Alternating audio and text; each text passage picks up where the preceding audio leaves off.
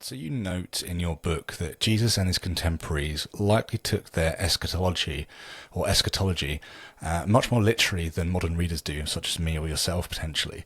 So how should we reconcile this with contemporary tendencies to read such passages as metaphorical or even maybe poetic? So I'm taking you can correct me, I'm taking you to refer to the work of Tom Wright, N.T. Wright, and how he understands eschatological language to be metaphorical and poetic. So we disagree on this one. I think that the ancients could be much more literal than we often think. One of the things that should astound us is that the great Augustine, who was a very, very well educated person, there's a point in the city of God where he wonders how the people who are in heaven can stay up there. Why don't they fall down here? And there's another place in the city of God where he says, Gehenna, the underworld, hell, it must be under our feet because I don't know where else it could be. So he's very literal about the up and the down. And I think most Christians throughout the centuries have been very literal about the Son of Man coming on the clouds of heaven. I don't think they have seen it as a metaphor.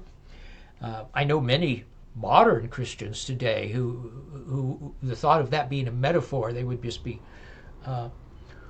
horrified. But here's the thing theologically for me. I can't take Genesis 1, 2, and 3 literally. It's impossible. And if I want to know about primeval history and the history of the planet and the history of the cosmos, I turn to science. And what that means is I have to understand Genesis 1, 2, and 3 as mythology or as parabolic or allegorical or something. So you can look at Genesis 1, 2, and 3, and instead of asking scientific questions, you could say, well, what is this text communicating? Well, it says human beings really screw things up, right? It says the world's really a good place, was intended to be a good place, but it's not, it's not what it was meant to be, and so on. These are lessons, right? So I'm forced anyway, to read this as parabolic. And I think I have to do the same thing with eschatological language.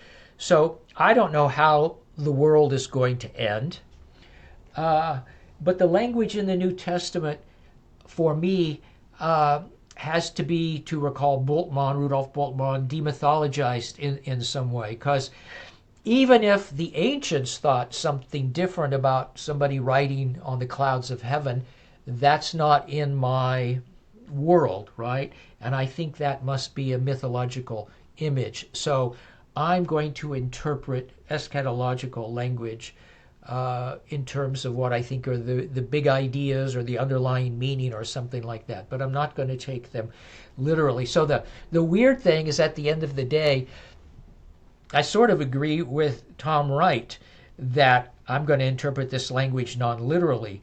Our difference is that I think Jesus meant it more literally, and he thinks Jesus did not. Okay, does that help? Yeah, that really does. I mean, you mentioned there about kind of the city of God and this idea of kind of the up there and the down below us. And, you look at something like the heliocentric model of our solar system, and you look at someone like Galileo, and basically what kind of happened, in the early modern period is that the idea of a heaven up there and a hell below us were almost abdicated and pushed out into the metaphysical world. We could say theological world as well if we want to, but they were almost kind of like supplanted by scientific revelations through telescopes, etc. I think it's had quite a big impact Oh, yeah, it has. on So there are books written in the 17th and 18th century asking, where is hell? Because we now have some doubts that it's down here below our feet. So could it be in the sun? Some people argued, well, hell's in the sun. One person argued that it was Halley's Comet, if you can believe that. There's a book in which this thesis is propounded. But what they're doing is they're rethinking, because it's not below their feet anymore. And they're doing the same thing with heaven, which is a very interesting change for people. Now Christians will talk about different dimensions, for example, is very common, but it's not the up there anymore. And people don't realize how different this is. Their assumptions are from people before. You're right. I think you're right that in lots of matters things are very, very different today. Yeah, it is fascinating. If you enjoyed this clip, head on over to Locals to watch the full conversation right now. Supporters can access the video version, and everyone can freely listen to the audio-only version of the conversation. If you're on YouTube or Rumble, please like, subscribe, and then hit the bell notification icon so you never miss a new episode. I'll catch you next time. Cheers.